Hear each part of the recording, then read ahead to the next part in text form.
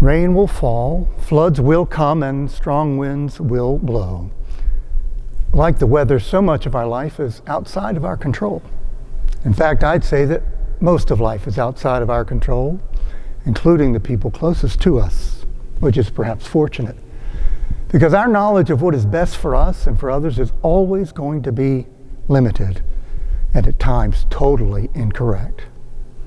So it's important for us to remain humble in our opinions and to be ready to let go of our desire for particular results, no matter how good our desires may be. Admitting that we do not have control over outcomes, however, is not an excuse to become passive or fatalistic. Jesus said, "Everyone who listens to these words of mine and acts on them is the wise one who built on solid foundation." We are called to act in concert with God, to step out trusting in God. We are responsible for our effort, but the results are up to God. Thank God.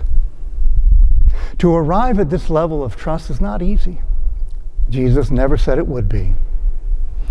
Life can feel like a never-ending flood of problems, challenges, and demands.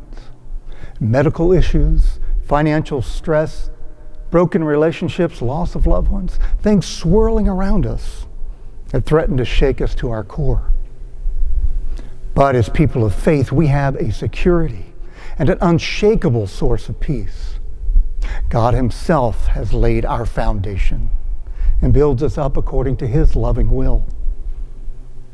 As we heard on Sunday, He is the potter and we are the clay, the work of His hands.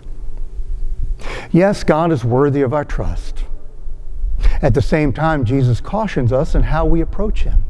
He said, "Not everyone who says to me, 'Lord, Lord,' will enter the kingdom of heaven, but only the one who does the will of my Father."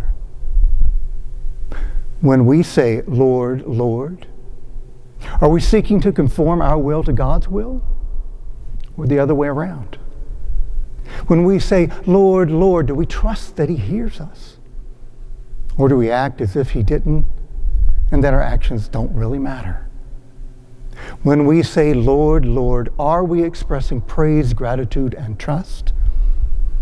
Or are we trying to manipulate God somehow to our desires, rather than trusting that God has our best interest in mind?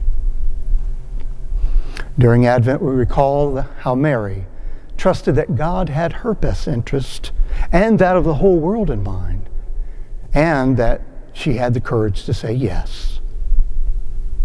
We ask for her intercession, that we may follow her example of trusting God's word and acting on it.